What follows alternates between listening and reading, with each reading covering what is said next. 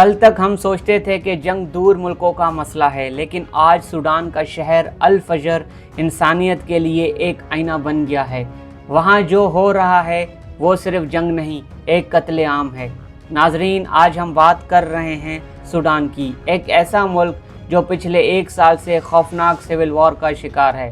दरअसल ये जंग स्टार्ट हुई अप्रैल 2023 में, जब दो powerful groups Sudanese armed forces और रैपिड सपोर्ट फोर्सेस एक दूसरे के खिलाफ उतर आए। दोनों अपनी पावर और कंट्रोल के लिए लड़ रहे हैं और बीच में फंस गई है बेकसूर अवाम। रैपिड सपोर्ट फोर्सेस असल में वो मिलिटिया ग्रुप है जो पहली डारफोर रीजन में जंग कर चुका है, जहां हजारों लोगों का कत्ल हुआ था। अब वही ग्रुप दोबारा वहां एक्टिव है और उन्होंने डारफोर के सबसे इम्पोर्टेंट शहर अल फजर पर कब्जा कर लिया है।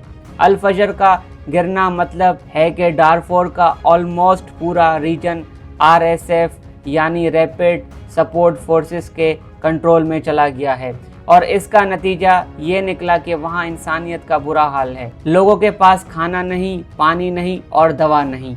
यूएन के मुताबिक 24 मिलियन से ज़्यादा लोगों को भूख और जंग दोनों का सामना है। शहर के अंदर दूर दूर तक तबाही के मनाजिर हैं। रैपिड सपोर्ट फोर्सेस के लोगों पर इल्ज़ाम है कि वो घर घर जाकर लोगों को मार रहे हैं और उन पर एथिक बेसिस पर अटैक कर रहे हैं। बच्चे, औरतें, बुजुर्ग कोई महफूज नहीं।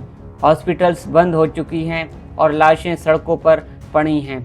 अल फजर अब एक घोस्ट सिटी बन गया है, जहां से लोग निकलना चाहते हैं लेकिन हर रास्ता बंद है। यूनाइटेड नेशंस और ह्यूमन राइट्स ऑर्गेनाइजेशन ने कहा है कि अगर दुनिया ने अब एक्शन नहीं लिया तो सूडान में एक और जेनोसाइड का खतरा है, बिल्कुल उसी तरह जैसे पहले रवांडा में हुआ था। रैपिड सपोर्ट फोर्सेस और सूडानीज आर्म्ड फोर्सेस दोनों अपनी जीत दिखाना चाहते हैं, लेकिन असल में कोई जीत नहीं रहा। हर दिन सिर्फ लोग मर रहे हैं, बच्चे भूख से तड़प रहे हैं और मुल्क टुकड़ों में बंट रहा है। एक्सपर्ट्स कह रहे हैं कि अगर ये जंग चलती रही तो सूडान का वेस्टर्न हिस्सा अलग मुल्क बन सकता है। अब सवाल ये है, दुनिया क्या कर रही है?